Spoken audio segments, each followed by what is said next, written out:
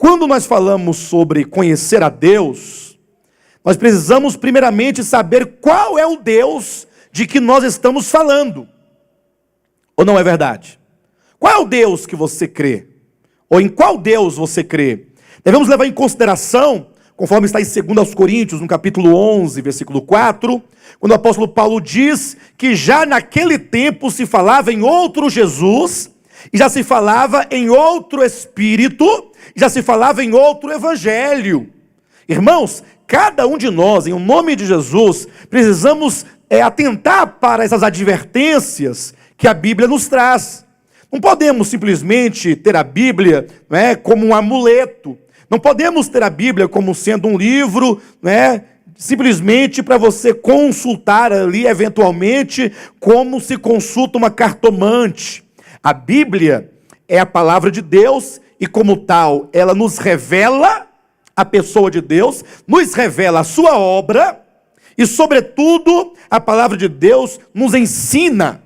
O homem precisa de ser ensinado pela palavra de Deus, ensinado pela Bíblia Sagrada. E a própria Escritura, portanto, adverte aos crentes, aos servos de Deus, que nos últimos dias haveriam muitos falsos cristos, haveriam muitos falsos profetas. A Bíblia nos adverte de que estes homens perversos haveriam de falar em nome de Deus e em nome de Jesus. Mas ao falarem, eles estariam ensinando um outro Deus. Eles estariam ensinando um outro Jesus. E eu preciso que os irmãos considerem comigo neste momento que nós, sobretudo o povo aqui do Brasil, nós, a nação brasileira, nós temos uma cultura. Na verdade, o homem, ele é o que a sua cultura forja dentro dele. Porque nós nascemos dentro de um contexto, nascemos dentro de uma circunstância e de contextos sociais, políticos, econômicos, religiosos, e então vamos crescendo e sendo infundido de dogmas, de cultura, somos infundidos de conhecimento, e assim nós vamos sendo constituídos aquilo que o nosso meio, na verdade, é.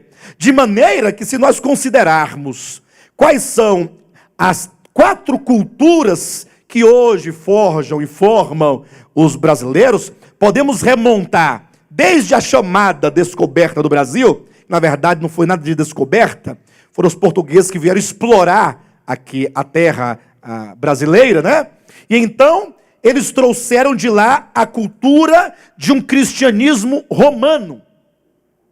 E trouxeram e implantaram aqui a cultura do cristianismo pagão de Roma.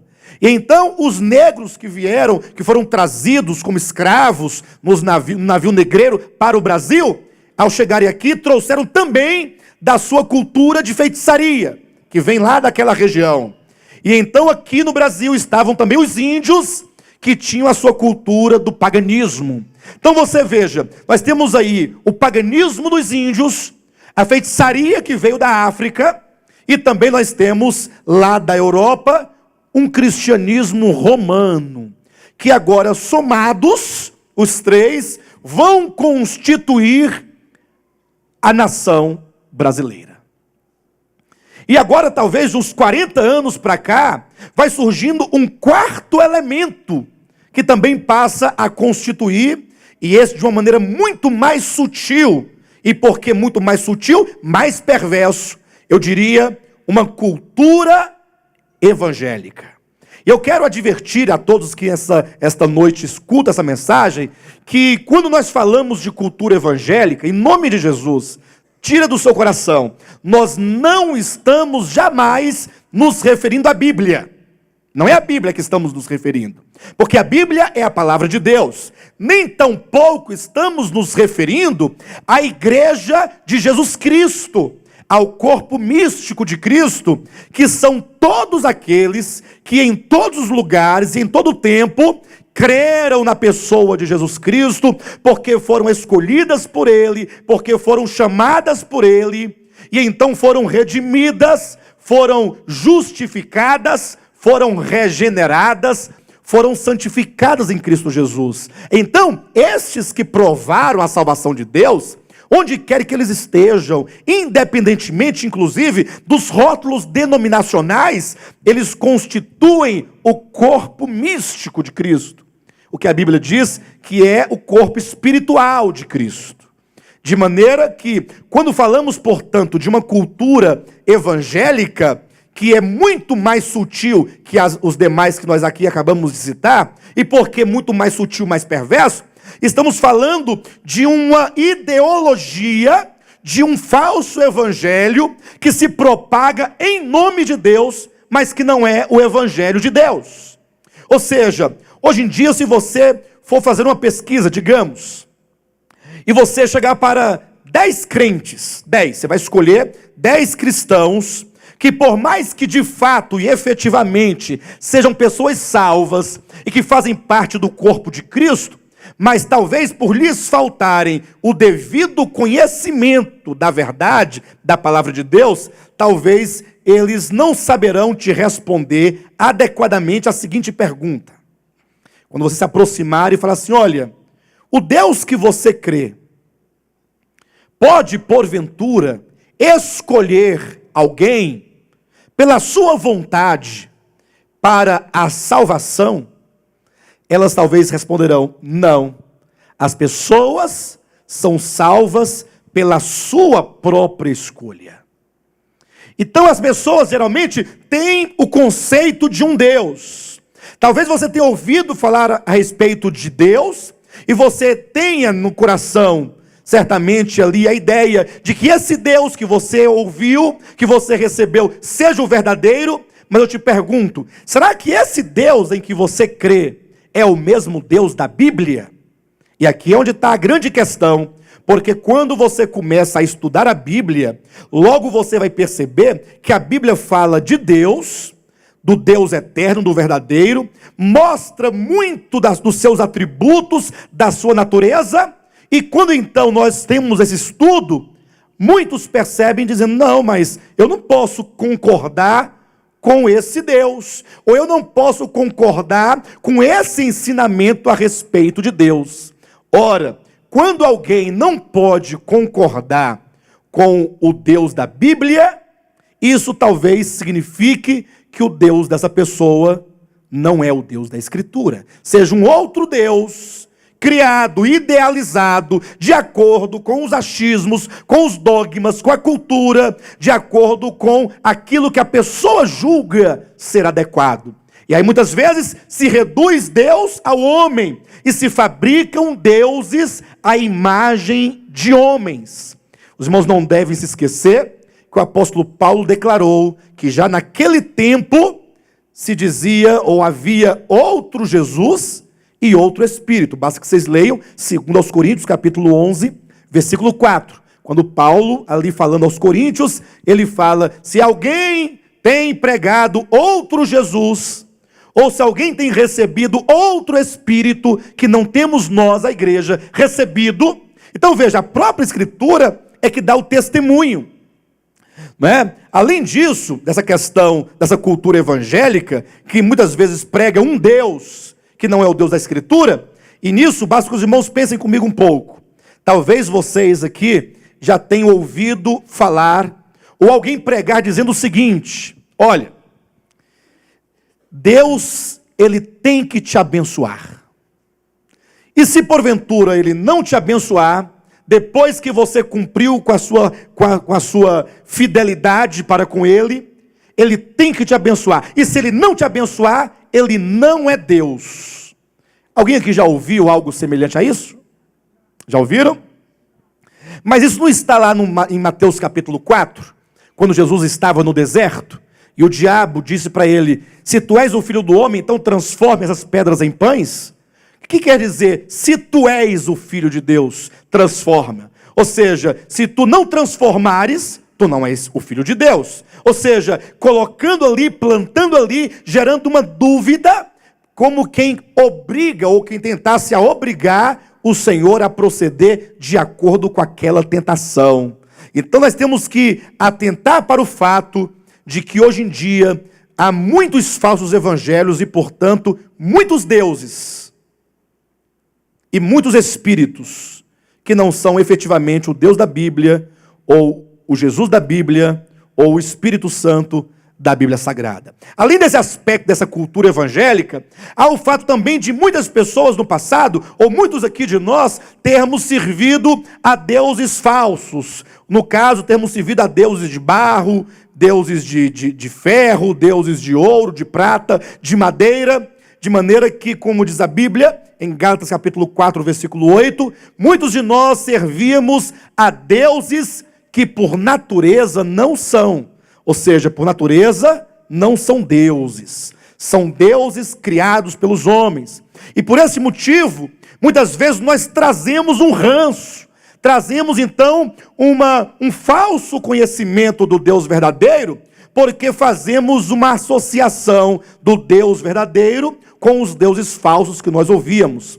Ou mesmo como diz a respeito de Jó, né? A Bíblia Sagrada fala que Jó, embora fosse um servo de Deus, mas não conhecia a Deus. Embora se esforçasse por ser um servo de Deus, por ser fiel a Deus em todos os detalhes, mas ele próprio testifica dizendo, no capítulo 42 do seu livro, eu conheci a Deus só de ouvir falar, mas agora os meus olhos te veem. Então, um grande desafio aqui nesta noite é falarmos sobre o Deus da Bíblia e, no segundo momento, sobre a Bíblia. O Deus da Bíblia e depois a Bíblia de Deus. Porque se há muitos deuses que não são o Deus da Bíblia, é possível que haja muitas Bíblias que não seja a Bíblia de Deus.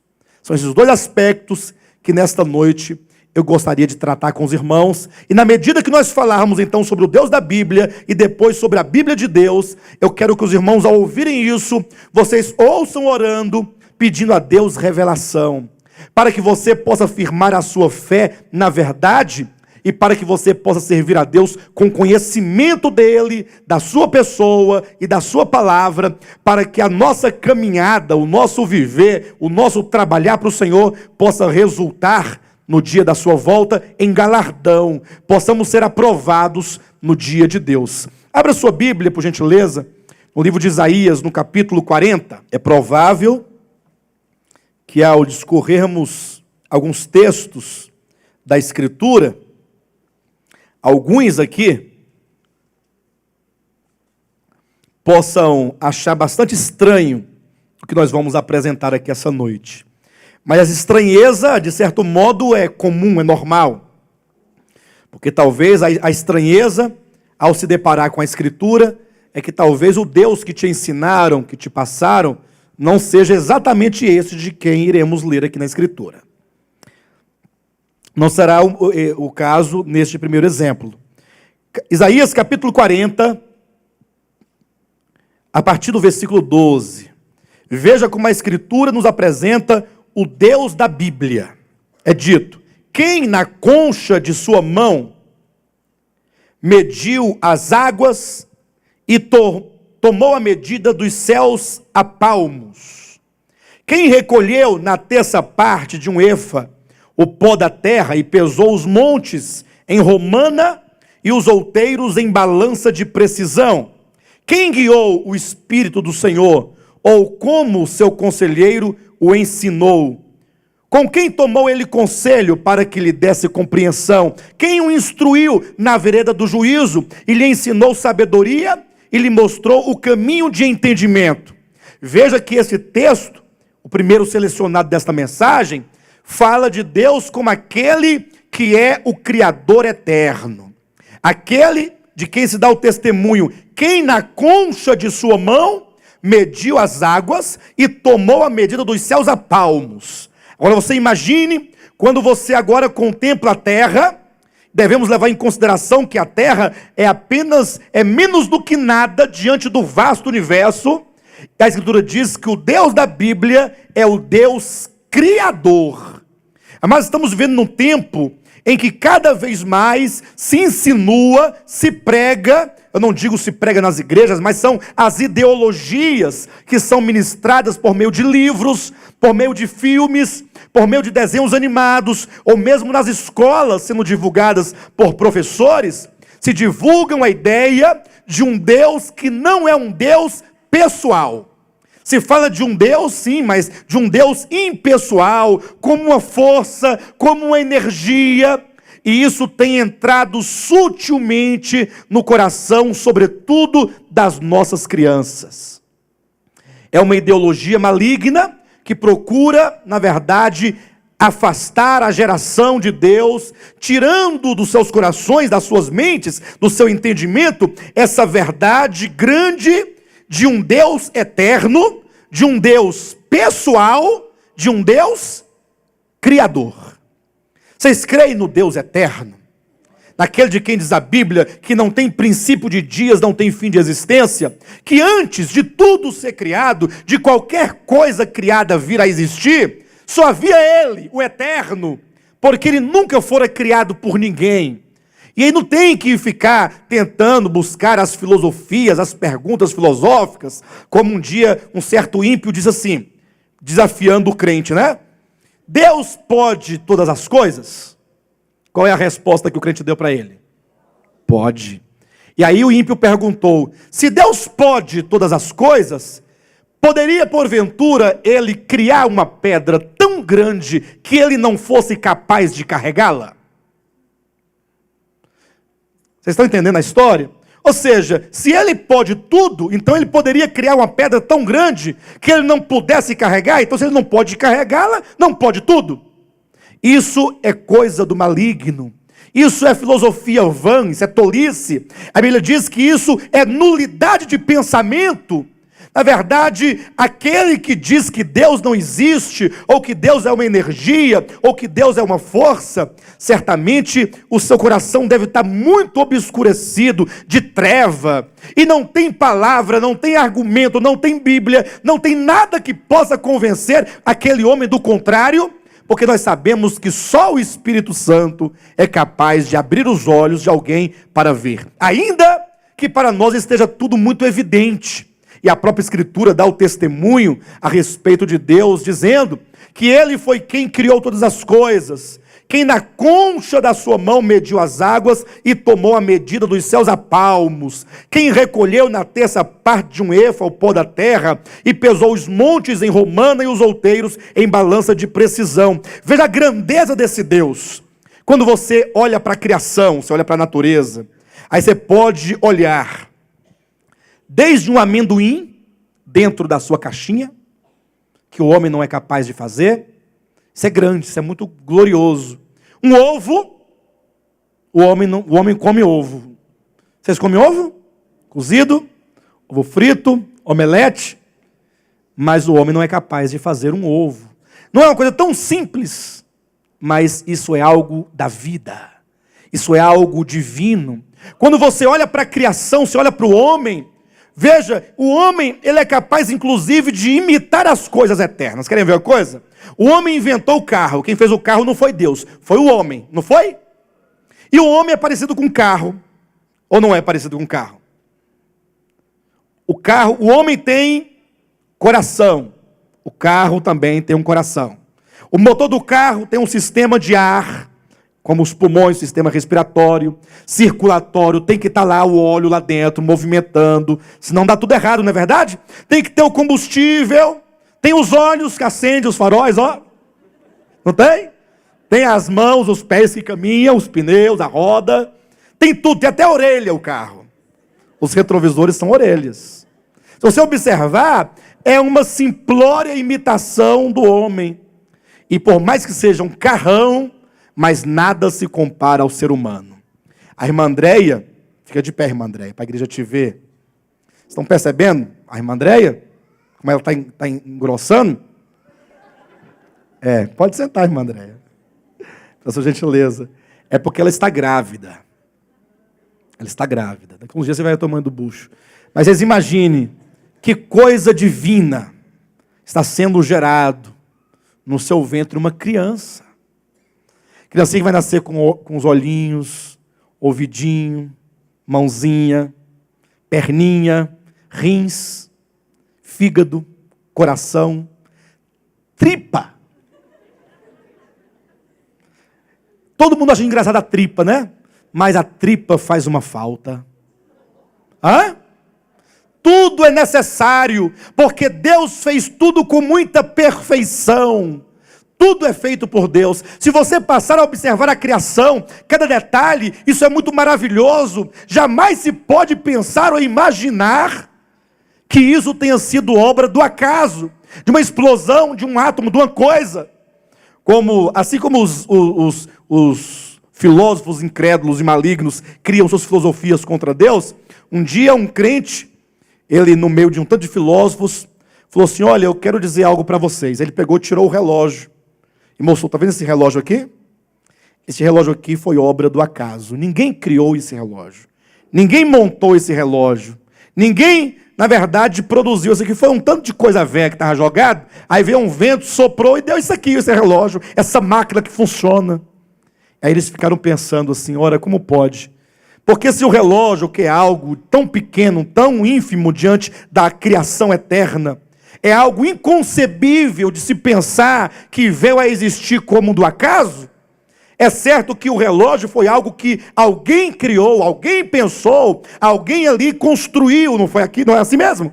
Agora você olha para o universo, há um Deus nos céus, e esse Deus é grande, esse Deus é altíssimo, esse Deus é todo poderoso, e um dia todo o universo terá de estar de pé diante do Deus eterno, que é um ser pessoal, e é um ser todo poderoso, é o Altíssimo, é o Eterno, e a este Deus é o que nós servimos.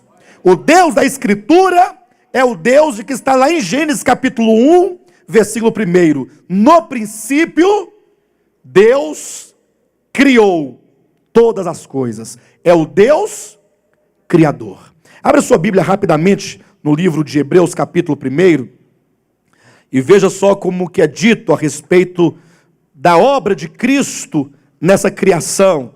E daí vocês começam a ter uma ideia dessa relação. Hebreus, capítulo 1, versículo 10 e 11 e 12. Que é o Pai falando ao Filho, quando por ocasião do seu retorno aos céus, depois da sua morte e ressurreição e ascensão. Veja só o que o Pai diz a respeito de Cristo.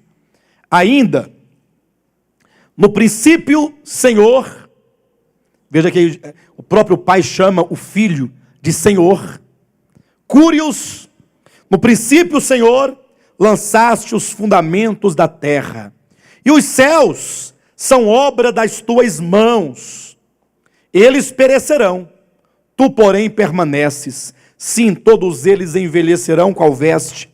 Também qual manto os enrolarás, e como vestes serão igualmente mudados. Tu, porém, és o mesmo, e os teus anos jamais terão fim. Então, o Deus da igreja é o Deus Criador. Que os irmãos possam cultivar no coração sempre essa certeza, essa convicção, e que nada possa apagar ou mesmo obscurecer essa fé no seu coração, neste Deus que é o Deus eterno. Aconteça o que acontecer, meu irmão. Passe a prova que você passar, se entristeça com quem você quiser se entristecer, mas nunca permita que qualquer circunstância, que qualquer dificuldade venha ofuscar esta certeza de que existe no universo o Deus Criador que criou todas as coisas. Ele existe, Ele é Deus, Ele é eterno, Ele é simplesmente o Todo-Poderoso. Amém? Nunca permita que nada obscureça isso do seu coração. Abra sua Bíblia no livro de Isaías, capítulo 55, e veja o que a Bíblia ainda fala a respeito deste Deus Criador. Veja que o Deus da Bíblia, que é o Deus Criador, veja que Ele é mais ainda do que Criador. Capítulo 55 de Isaías, versículo 8. E aqui começa a ter uns probleminhas aí, talvez, no seu entendimento a respeito de Deus. Capítulo 55 de Isaías, versículo 8 nos diz, isso aqui é o próprio Senhor falando, né? Por meio do profeta Isaías. Porque os meus pensamentos não são os vossos. Queridos, quando você pensar em Deus, ou quando você for considerar as coisas referentes ao Deus da Bíblia, ao Deus verdadeiro, ao único Deus de fato que existe, porque os demais não são Deus em natureza, você deve pensar sempre se colocando numa posição e numa condição de completa submissão. Nós falávamos a semana passada a respeito dessa obediência, dessa fidelidade, porque Ele é o soberano, não é? Mas muitas vezes nós vemos os crentes debatendo a respeito das coisas de Deus e se achando no direito de afirmar como que ele acha que deveria ser. Como se o homem estivesse, porventura, habilitado. Como se o homem tivesse, porventura, a capacidade de ensinar a Deus, ou como quem dissesse, ora, Deus fez assim, mas se ele fizesse deste outro modo, seria melhor. Irmãos, e aqui nós estamos tocando num terreno muito sério, porque a cristandade do tempo presente tem esta ousadia de querer falar para Deus como Ele deveria fazer as coisas. E Deus diz, portanto, os meus pensamentos não são os vossos. Ou seja, o homem pensa como homem. O homem que é um ser finito, pensa de maneira finita.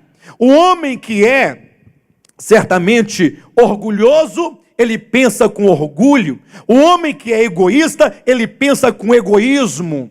O homem, na verdade, quando ele ouve as histórias bíblicas, quando ele lê a Escritura, muitos deles dizem assim, eu não acredito, como é que pode ser uma situação dessa? Eles não podem simplesmente aceitar a Escritura. E então, se você quer ser um servo autêntico de Deus, você precisará abrir mão de todos os deuses que algum dia te foi legado, para que você se curve diante do único Deus verdadeiro. E a primeira coisa a fazer é abrir mão de todos os seus achismos. Pastor, eu acho que não deveria ser assim. Pastor, eu nada posso fazer, porque está escrito, não posso fazer nada, mas eu não concordo. Quem é o homem para concordar com Deus? Ou para discordar de Deus? O próprio Deus diz, olha, os meus pensamentos não são os vossos pensamentos. E ele diz mais, e os meus caminhos não são os vossos caminhos, diz o Senhor. Porque assim como os céus são mais altos do que a terra, assim são os meus caminhos mais altos do que os vossos caminhos, e os meus pensamentos mais altos do que os vossos pensamentos. O crente não tem alternativa, a não ser se curvar e falar para o Deus da Escritura, sim, Senhor, amém. Agora, você tem o direito de falar o seguinte, Senhor, eu quero confessar diante de Ti, que eu não entendo muitas coisas, porque a minha mente, certamente, pensa diferente, mas é porque eu sou homem, mas é porque eu sou criatura, mas é porque eu sou caído, mas é porque eu estou contaminado com um tanto de ideologias, de costumes, mas Senhor, ainda assim, eu creio na Escritura. A vida cristã é uma questão de fé, ou você crê na Bíblia, ou você não crê. Embora hoje em dia acontece um grande fenômeno, os crentes não creem na Escritura, por incrível que pareça. E tem mais, é mais fácil você pregar o Evangelho e falar a respeito da Bíblia com um incrédulo do que com um crente. Aproxime-se de um crente e comece a falar para ele assim, olha, a Bíblia diz que Deus é soberano. Ele vai dizer, lógico, como não? Deus é soberano. Sim, mas você sabe o que quer dizer o fato de Deus ser soberano? Sabe o que isso significa? Ah, lógico, Ele é todo poderoso. Não, não confunda as coisas. Eu não estou falando do poder de agir. Eu estou falando da soberania para governar. A soberania diz respeito de um dos atributos de Deus incomunicáveis, porque Deus não dá esse atributo a ninguém, ainda que a Bíblia fala que haja soberanias ou governos, mas nunca no mesmo status de Deus, que quando diz que Ele é soberano, quer dizer que Ele tem a vontade do seu coração e Ele faz acontecer toda a sua vontade, independentemente de qualquer vontade finita. Como diz a Bíblia, o homem pode fazer planos. Não é proibido, o homem pode fazer planos, mas a resposta vem dos lábios do Senhor. Só para os irmãos terem uma ideia, não desmarque Isaías 55 não, mas abra sua Bíblia ali no livro de Tiago, capítulo 4 de Tiago, versículo 13. Olhe na sua Bíblia. Atendei agora vós que dizeis, hoje ou amanhã iremos para a cidade tal, e lá passaremos um ano, e negociaremos, e teremos lucros. Você poderia colocar aqui nesse versículo qualquer outra coisa. No caso aqui de Tiago, ele exemplificou dizendo, atendei agora vós que dizeis. Aí tem uns que dizem, hoje ou amanhã nós iremos para tal cidade, e lá nós vamos negociar e teremos lucros. Mas talvez na sua experiência poderia ser, atendei agora vós que dizeis, daqui a 3 anos eu vou me aposentar, vou pegar aquela grana, vou comprar então uma fazendinha, uma chacrinha, e vou me mudar para lá. Ou poderia colocar, eu vou pegar um dinheiro no banco, vou fazer uma cirurgia, vou fazer uma viagem, vou comprar uma casa, vou comprar, ou seja, não importa qual o plano. Aqui o que está em pauta não é o tipo de plano, mas são aqueles que fazem planos e se esquecem de colocar Deus no seu plano. Atendei vós que dizeis, hoje ou amanhã iremos para a cidade tal, e lá passaremos um ano e negociaremos, teremos lucros. Vós não sabeis o que sucederá amanhã. Que é a vossa vida? Sois apenas como neblina que aparece por instante e logo se dissipa. Em vez disso, disso o quê? Em vez de você andar fazendo planos, deveríeis ou devíeis dizer, se o Senhor quiser. Diga comigo, se o Senhor quiser. Maravilha. E aqui está uma característica de um servo de Deus, que não somente tem Deus de maneira teórica, mas tem Deus na sua vida presente. É aquele que ao se levantar, se levanta com a consciência plena de que Deus existe, de que Ele é soberano, Ele dirige tudo, é o Senhor de tudo, e tudo é dEle, nossas vidas são dEle, e portanto nós não ousamos viver sem o Senhor. Se o Senhor quiser, não somente viveremos, como também faremos isso ou aquilo. Agora, entretanto, vos jactais das vossas arrogantes pretensões. Toda jactância semelhante a essa é maligna.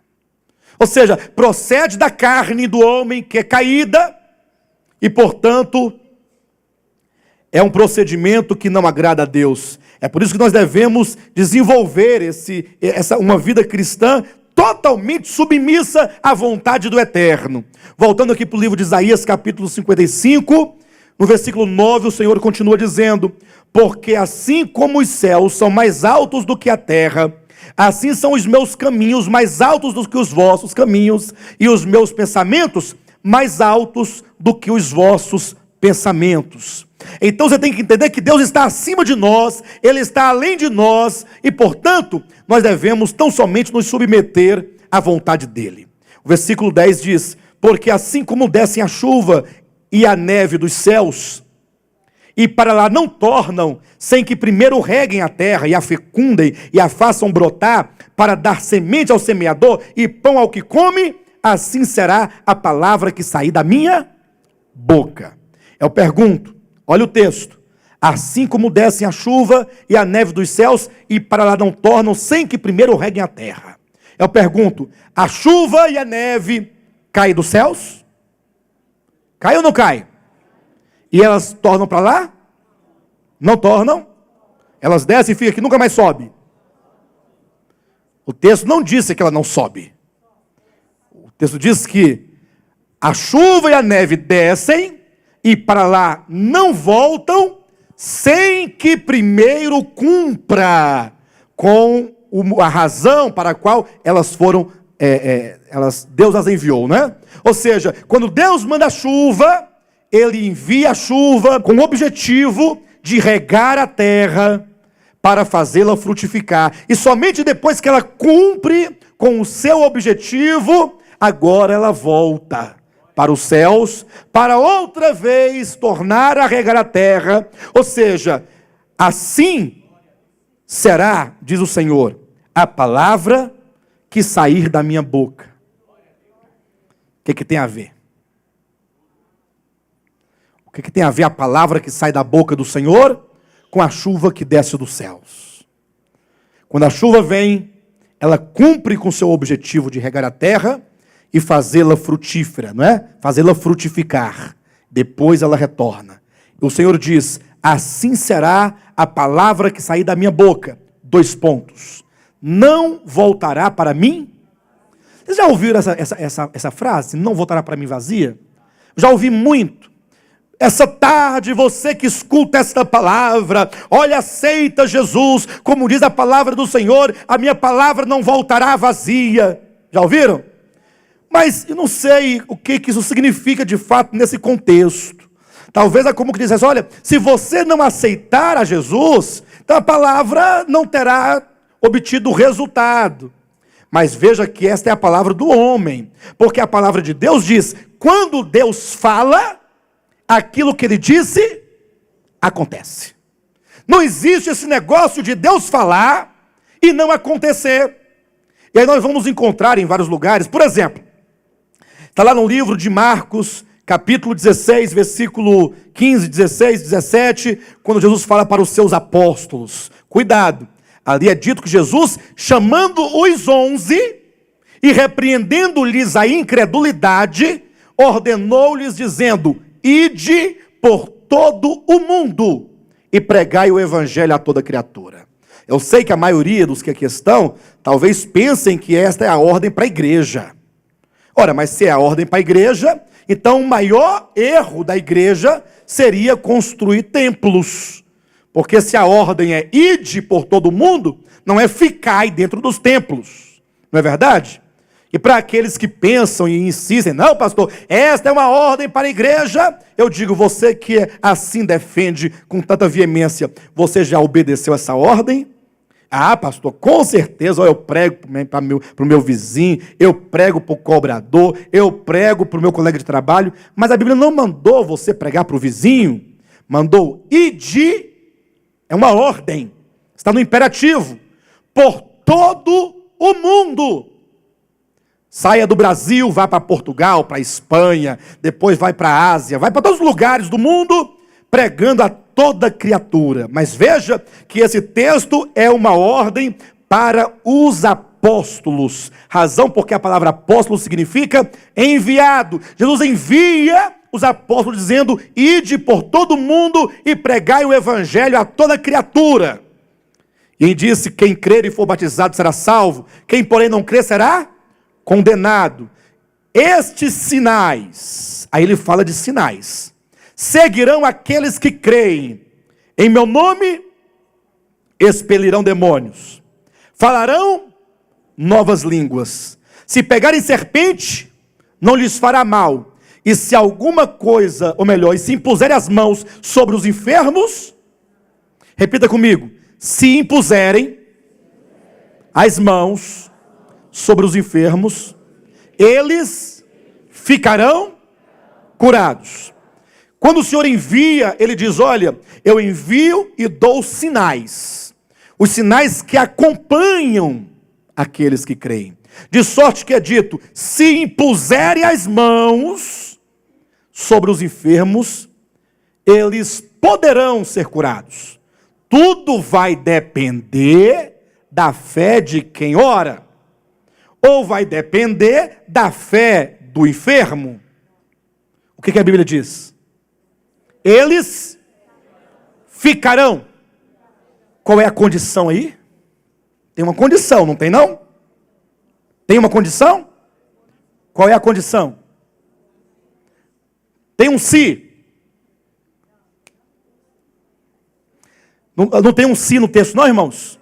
Se impuserem as mãos. Não tem? Tem que olhar, ler direitinho. Vamos lá. Marcos 16, 18. Tem um se na sua Bíblia? Na sua Bíblia tem um se? Olha direitinho. Se impuserem as mãos sobre os enfermos, eles ficarão? Qual é a condição? Impor as mãos. E então, estes para quem estas palavras foram ditas, quando eles colocam as mãos, o enfermo fica curado? Hã?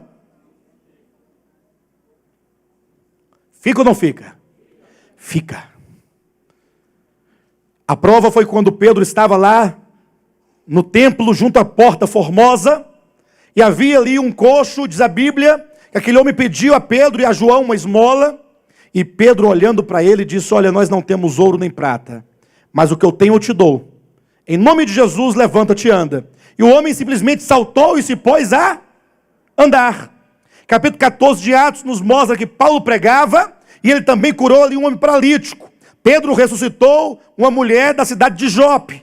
Veja que os milagres aconteciam porque Jesus disse que assim seria.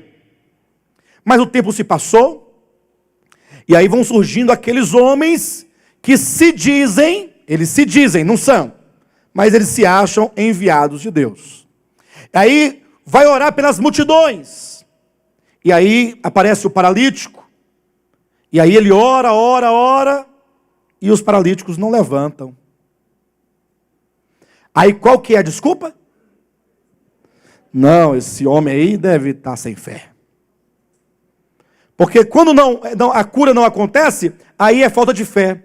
Mas veja que a Bíblia diz que a palavra de Deus, uma vez declarada, ela não volta vazia, ela é verdadeira, ela se cumpre cabalmente em cada um dos detalhes.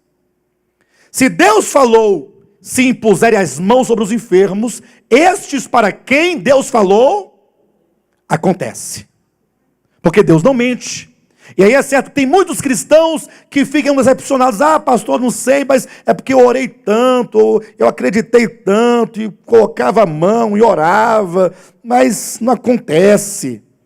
É porque ao ler a Bíblia, devemos saber para quem o Senhor ordenou. Você nunca pode duvidar da palavra de Deus. Quando os apóstolos saíram por todo o mundo pregando o evangelho, está lá em Atos capítulo 16, versículo 20. Tendo eles partido, cooperava o Senhor com eles, confirmando a sua palavra por meio de sinais que os seguiam. De maneira que a Bíblia diz que quando Deus declara uma palavra, ela cumpre. Olha o versículo 11 de Isaías 55.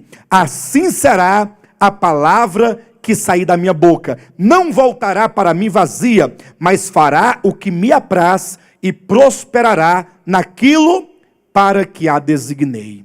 E eu quero perguntar para a igreja essa noite. Vocês creem nesse Deus aqui?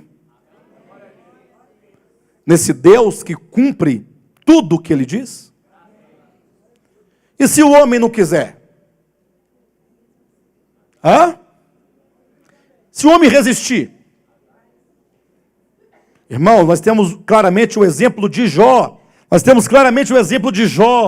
Um homem que Deus submeteu a uma profunda disciplina. Quando nós lemos o livro de Jó, vemos claramente como ali Jó era um homem supostamente temente a Deus, um homem que servia a Deus exteriormente, tudo de acordo com os mandamentos exteriores, mas Deus submeteu Jó a uma profunda disciplina. Deus tirou tudo da vida de Jó, todas as coisas, todos os seus bens, toda a sua riqueza.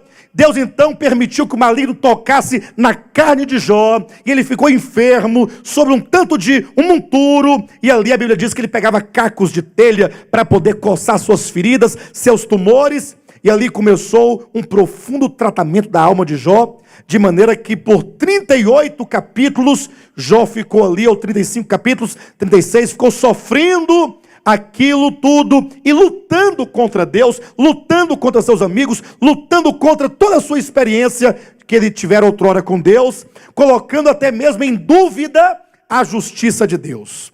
Quando Deus então apareceu para ele de volta, e aí Deus falava com ele, e Deus falou assim: olha, cinge os teus lombos como homem, porque eu vou perguntar e tu me responderás. Depois de um tanto de perguntas que Deus fez para Jó, um tanto de perguntas que fazia com que Jó reconhecesse quem ele era, perguntas que humilhavam a Jó, colocando Jó no seu devido lugar, de maneira que Jó foi entendendo que Deus é grande, que Deus é soberano, que Deus é todo poderoso, e Deus perguntou para ele o seguinte: onde está aquele que, sem entendimento, procurava obscurecer os meus desígnios? Veja que Jó lutou contra Deus por causa daquela disciplina que ele estava sofrendo. Quando ele lutava contra Deus, quando ele se debatia ali nas suas lamúrias, nas suas murmurações, Deus disse que ele tentava obscurecer os seus desígnios. Queridos, quantas vezes nós, sem entendimento, sem entender que o Deus que nós servimos é soberano e que tão somente nós devemos nos curvar diante dele e agradecê-lo a cada dia, dizendo sim, Senhor, amém, Senhor, tu és Deus, eu sou teu servo. Quantas vezes nós também não vivemos a murmurar e a reclamar de tudo o que acontece em nossas vidas, como se porventura nós pudéssemos mudar os planos de Deus. Foi quando Deus falou: quem é este que sem entendimento procura obscurecer os meus desígnios? Jó então, depois de ouvir a Deus, falou: Senhor, bem sei que tudo podes e que nenhum dos teus planos pode ser frustrado. Vocês creem nisso? Que nenhum dos planos de Deus pode ser frustrado? Nenhum plano. Aquilo que ele diz que é. E você pode até fazer como Jonas. Você pode até se revoltar contra Deus. Você pode até fugir de Deus. Mas saiba que, a despeito de qualquer coisa que você faça, os planos de Deus vão se cumprir. Querendo você ou não, vão se cumprir. Deus falou: Jonas, levanta-te e vai pregar na cidade de Nínive. Veja que Deus não solicitou, dizendo: olha, Jonas, nós estamos aqui precisando de alguém para ir lá em Nínive pregar para o povo. Será que você tinha a disposição? Não. Deus disse: levanta-te, vai e prega. Foi uma ordem. O que o servo de Deus deveria fazer? Levantar-se e ir. Mas ele tinha um problema, porque Nínive era a capital da maior nação daquele tempo, inimiga do povo de Israel. Era a mesma coisa de Deus mandar um iraquiano se levantar da sua terra, lá de Bagdá, e ir lá em Nova York pregar o arrependimento aos americanos. Era a mesma coisa de ele ir lá e falar assim: olha, americanos, vocês precisam se arrepender, porque se não se arrependerem, Deus vai destruir tudo aqui, e porque Deus vos ama, eu também amo tanto vocês, então arrependam-se. Então Jonas, quando se viu ali, ordenado por Deus a ir pregar aos ninivitas, o que ele fez? Eu não vou. Não vou. E olha que tem muita gente dizendo a Deus que não vai. Só que a Bíblia diz que a palavra de Deus não volta vazia, mas fará o que apraz ao Senhor e prosperará naquilo para a que foi designada. Jonas se levantou, mas diz a Bíblia, não para ir a Nínive, mas para fugir da presença do Senhor. A Bíblia diz que ele então comprou uma passagem, pegou um navio e foi numa direção oposta à que o Senhor havia determinado. E aí ele foi muito esperto, né? Que ele pensou: bem, eu estou aqui no navio está cheio de gente, ninguém me conhece. Ele procurou um lugar lá no fundo do navio, escondidinho, tinha uns fardos lá, ele se deitou no meio dos fardos, falou: vou tirar uma soneca, porque a viagem é longa, eu vou descansar, e aqui eu acho que nem Deus me conta nesse navio aqui dentro. Tem muita gente fugindo de Deus. O que Deus fez? Falou, Jonas, vai. Nós vamos nos encontrar em alto mar.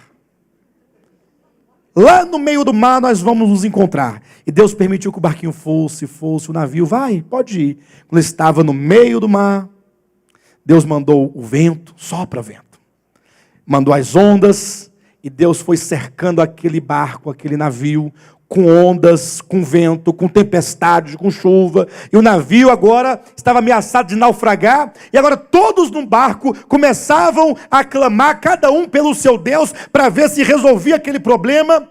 Até que encontraram Jonas lá no fundo do navio, dormindo. E alguém falou, olha, levanta-te. Você não está vendo que nós vamos perecer? Clame ao teu Deus, para que ele nos livre. Quando Jonas viu todo aquele rebuliço, falou, não, já sei o que é. E o que é? Não, o problema sou eu.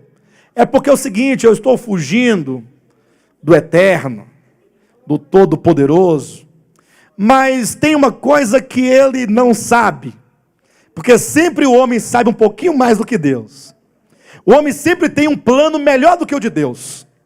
E aí Jonas falou assim, é o seguinte, se Deus quer que eu vá pregar em Nínive, e por isso, porque eu não vou, ele está aqui querendo naufragar o barco, faz o seguinte, me lancem no mar, porque eu vou morrer afogado, ou comido por um peixe, por um tubarão, e aí melhor ainda, porque morto não prega, prega? Em Nínive? Devorado pelo leão, não, pelo tubarão, prega em Nínive? É como que ele dissesse assim para Deus, o senhor pensa que o senhor venceu? Não, eu vou me jogar nesse mar, eu vou morrer, mas eu não obedeço à tua vontade. Jogue-me no mar e tudo estará resolvido. Jogaram Jonas no mar. E Deus falou, olha, os meus planos não podem ser frustrados. Se Deus disse, Jonas, levanta-te e vai pregar, ele vai. Ele vai. Aí Deus, na sua soberania, no seu governo, na sua administração, porque todas as coisas estão a serviço dele, tudo. Primeiro ele usou o vento para soprar, usou a chuva, usou as ondas, e agora que Jonas se jogou ao mar, ou pelo menos foi lançado ao mar, Deus usou um peixe, e falou, peixe, meu servo. E o peixe respondeu, sim, Senhor, estou aqui para te obedecer. Porque é só o homem que é rebelde desse jeito. Vai lá e engole, não come não, engole. Porque se comer vai mastigar e vai matar.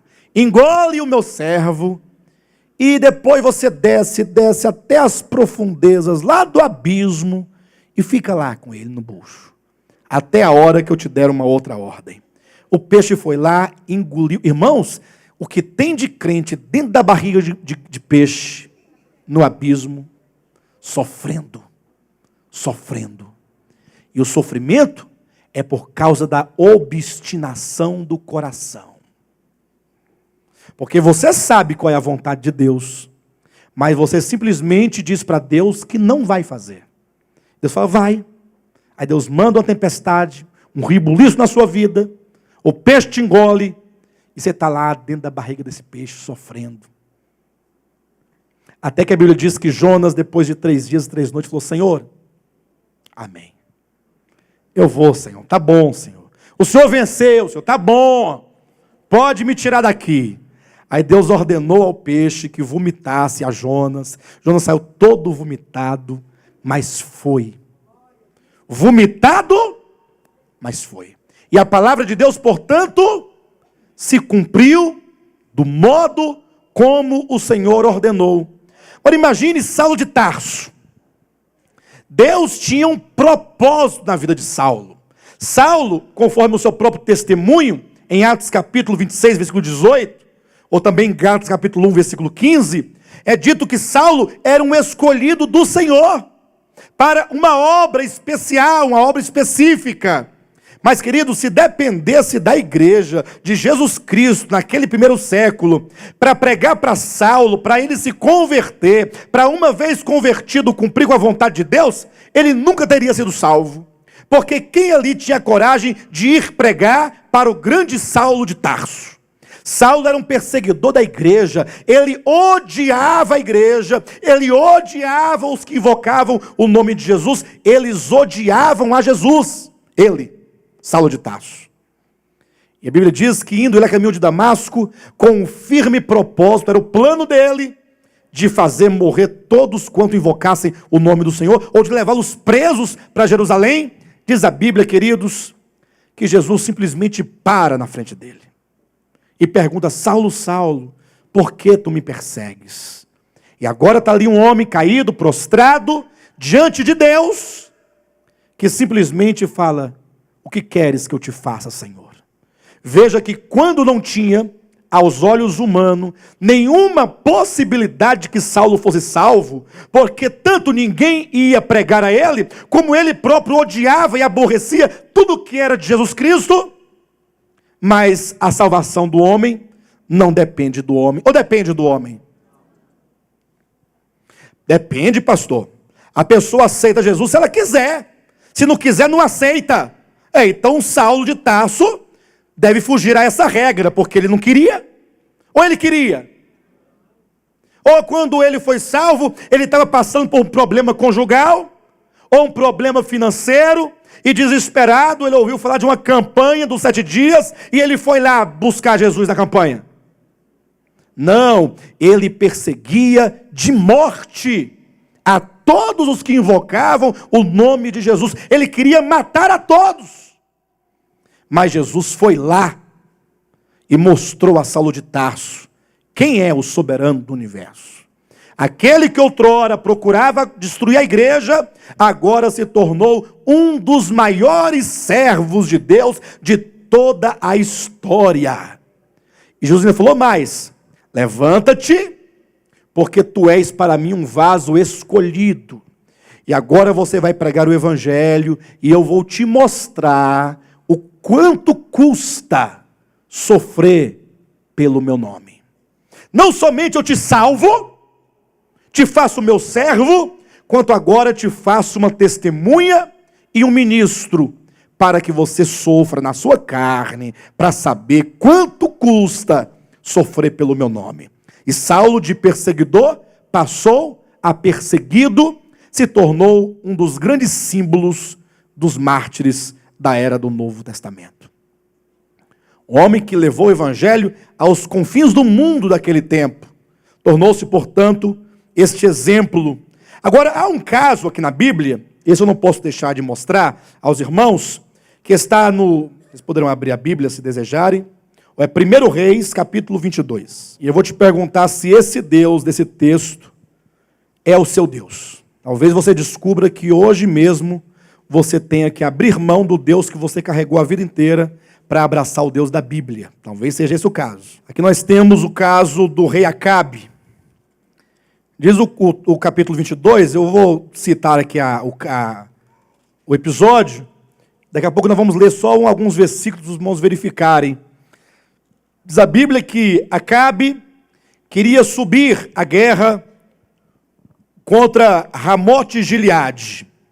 Naquele tempo costumava-se, antes de ir à guerra, consultar os profetas. Então é dito que Acabe ia subir a guerra, então ele convidou o rei Josafá, rei de Judá, para ir com ele à guerra. Ele precisava de ajuda da parte do reino de Judá. E então Josafá falou assim: não, eu irei com você. O meu exército será o seu exército, os meus cavalos serão os teus cavalos. Agora, antes de subirmos à guerra, é preciso consultarmos o Senhor. Chama o profeta para nós consultarmos o Senhor. Aí diz a Bíblia que Acabe, versículo 6 do capítulo 22, então o rei de Israel ajuntou os profetas.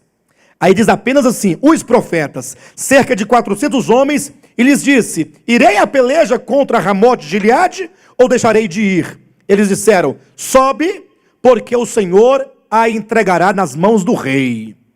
Veja agora que Josafá, vendo aquela situação, faz a seguinte pergunta para o rei, versículo 7.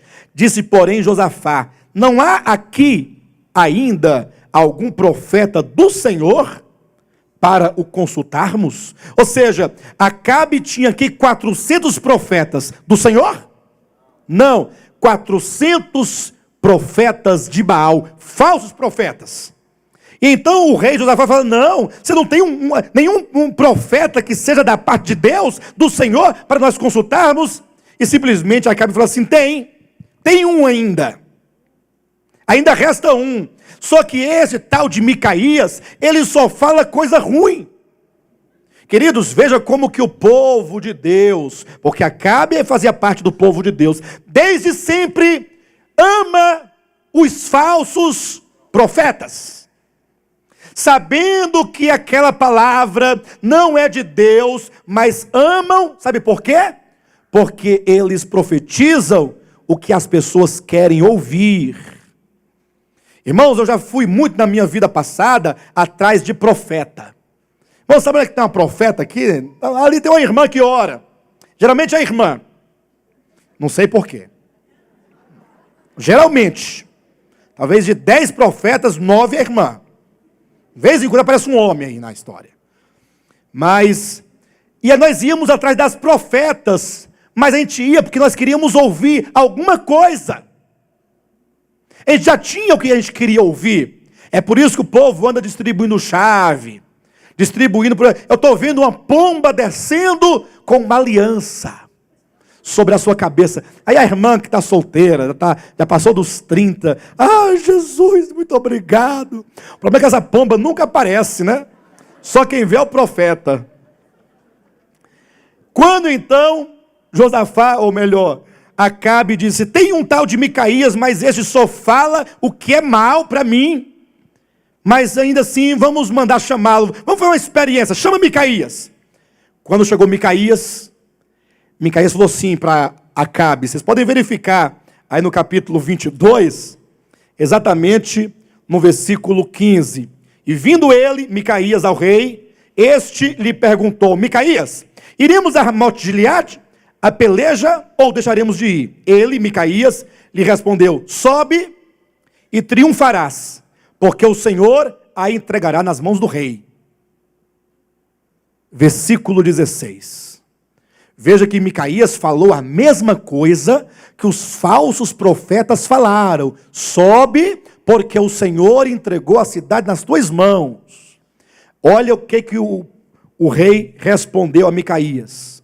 O rei lhe disse: quantas vezes eu te conjurei que não me falasse senão a verdade em nome do Senhor?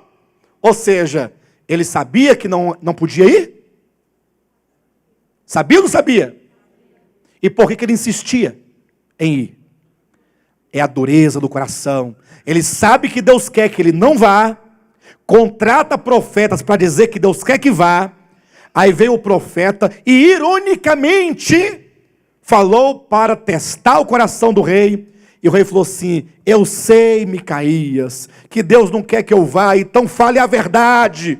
Não fique me enrolando não, diga a verdade.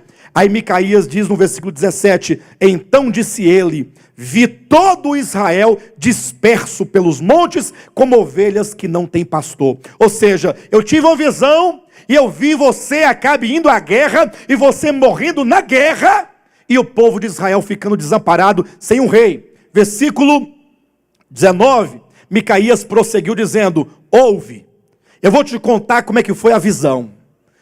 É como que Micaías dissesse assim: rei Acabe, eu vou te contar exatamente o que eu vi, o que Deus me mostrou. Aí ele passa a relatar a partir do versículo 19.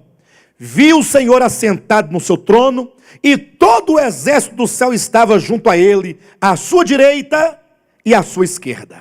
Então Micaías teve a visão de Deus sentado no seu trono, e todo o exército do céu, um pouco à sua direita, outro à sua esquerda. Perguntou o Senhor. Micaías está tendo a visão de uma reunião nos céus. Perguntou o Senhor: quem enganará a Acabe, para que suba e caia em Ramote-Gileade? Olha a pergunta de Deus. para aqueles que estavam como assembleia diante dele: quem enganará a Acabe, para que ele vá à guerra e lá ele morra? Você já ouviu falar desse Deus? Já ouviu falar desse Deus? Ou esse Deus lhe parece um pouco estranho? Leia de novo o versículo 20. Perguntou o Senhor. Essa palavra Senhor está tudo em caixa alta, não está? Isso aí no texto original é Iavé, o Eterno.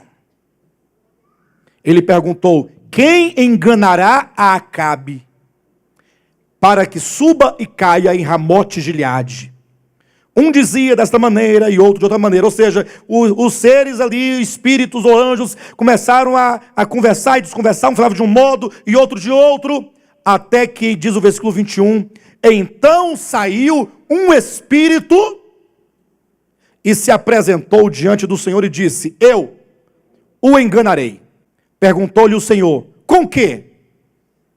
Respondeu ele: sairei e serei espírito mentiroso na boca de todos os seus profetas. Eu irei e serei espírito mentiroso na boca de todos os profetas de Acabe. E aí diz o Senhor, olha a resposta de Deus: tu o enganarás e ainda prevalecerás. Sai e faze-o assim. Esse Deus aqui é o seu? É muito difícil. Irmãos, se você quiser ser um servo autêntico de Deus, você tem que se curvar diante dele. O problema é que o seu Deus não faz isso, sabe por quê? Porque o seu Deus pensa igual a você. E os caminhos do seu Deus são tanto quanto os seus caminhos.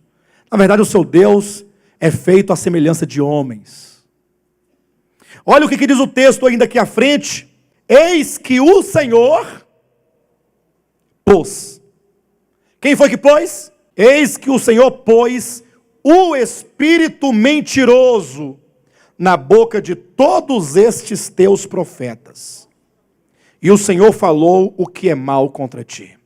Ou seja, aquele espírito do engano e do erro, e aquela manifestação do erro, que foi feita, que foi produzida por um espírito mentiroso, foi da parte de Deus. Deus permite que o engano prospere, para que aqueles que amam ao engano, possam receber a devida punição dos seus erros. Não é isso que está aqui exatamente em 2 Tessalonicenses? Abra sua Bíblia em nome de Jesus.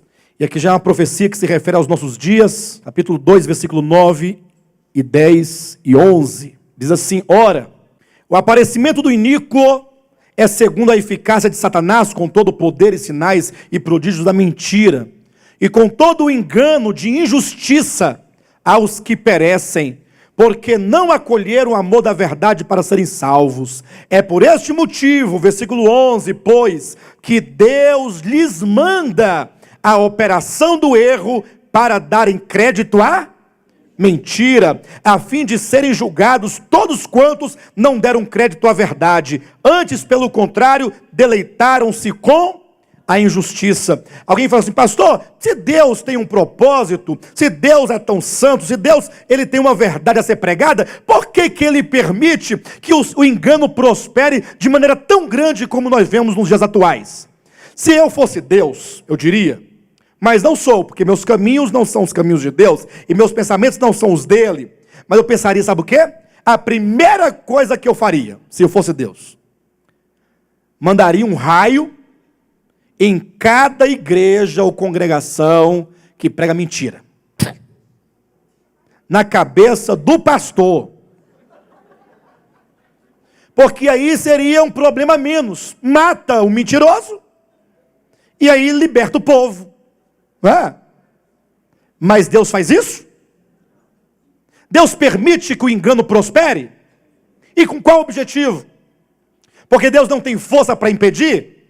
Não, porque até a operação do erro contribui para o cumprimento do propósito eterno de Deus.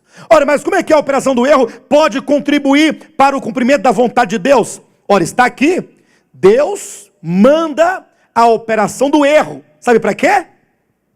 Para que aqueles que não amam a verdade possam acolher a mentira. E acolhendo, estejam na condição de réus e, de acordo com a justiça, podem receber a perfeita e a justa punição da parte do Senhor. Ele permite que isso aconteça para que aqueles que não amam a verdade sejam presas do engano, para que, uma vez no engano, recebam a punição da parte de Deus. Então, nós vemos que o Deus da Escritura, esse Deus da Bíblia, é o Deus criador, é o Deus soberano, é o Deus que faz tudo de acordo com a sua vontade, e Ele usa tudo como instrumento para o cumprimento da sua vontade.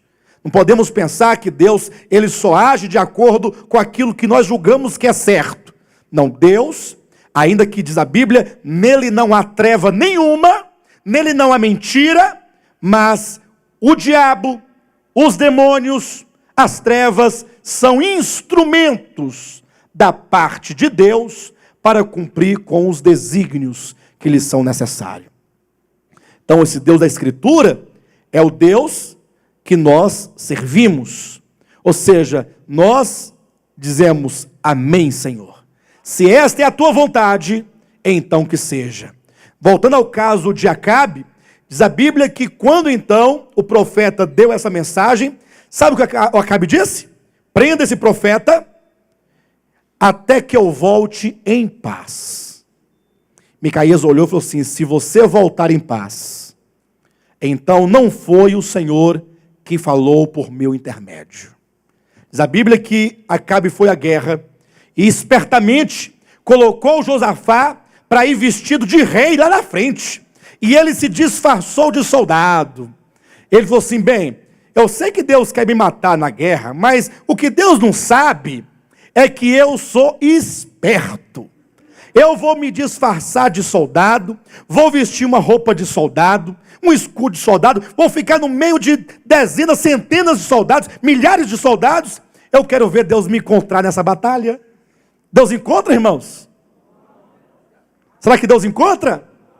E aí, para poder confundir a Deus, mandou que Josafá fosse lá na frente, numa carruagem, vestido de rei. Aí falou assim: Deus vai matar Josafá, eu não. Diz a Bíblia que quando os soldados olharam para Josafá, que foram para flechá-lo, Josafá gritou, e ele falou: não, não é esse não. Procuraram o Acabe em todo lugar, olharam, encontraram? Encontraram? Não. Acabe estava escondido, vestido de soldado no meio. Mas veja o versículo 34 que diz: então, é isso que é maravilhoso, um homem entesou o arco, e atirando ao acaso. E eu pergunto para você, foi ao acaso? Foi ao acaso? Foi e não foi. Foi para o homem, porque o homem não sabia de nada.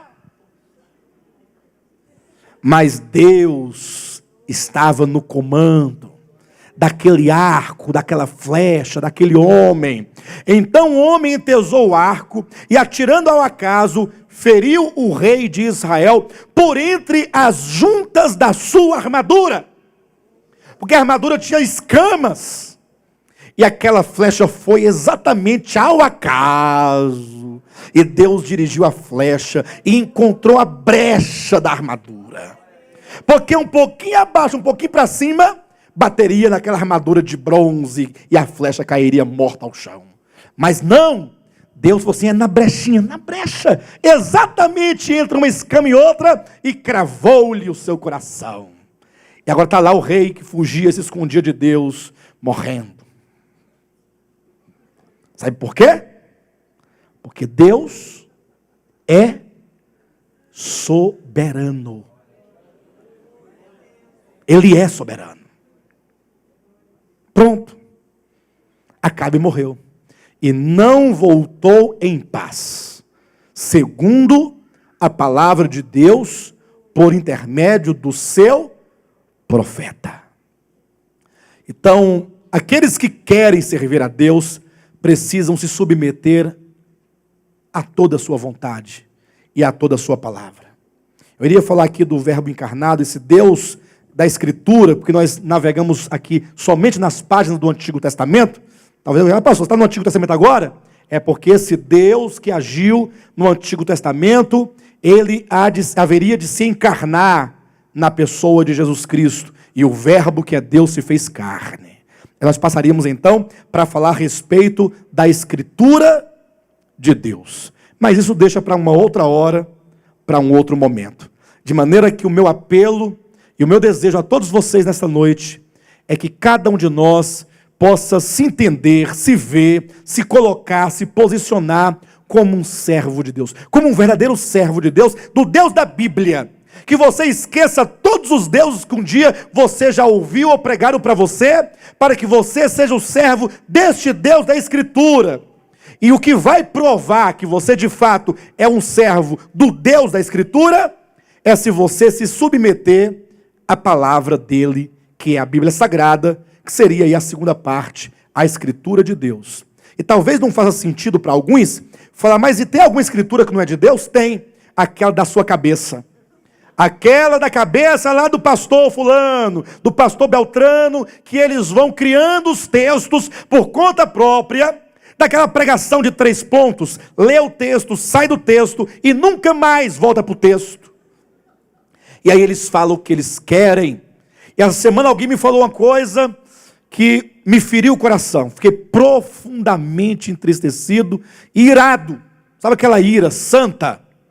Aquela ira de Jesus quando entrou lá no templo e virou todas as mesas. Eu ouvi dizer, eu perguntei, irmão, você tem certeza do que você está falando? Ele falou, não, eu vi na televisão, assisti, e eu me esqueci de verificar isso.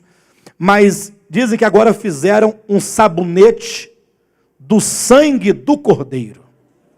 É verdade? Verdade? Vocês viram? Irmãos, estão brincando com Deus.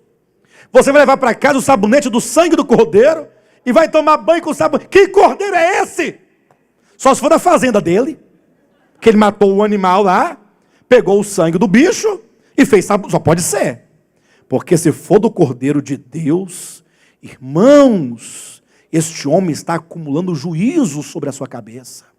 Porque o sangue do Cordeiro é algo muito puro, muito santo. O pior é que tem quem acredite que esteja tomando banho com o sabonete do sangue do Cordeiro. Creia somente na Bíblia, meu irmão.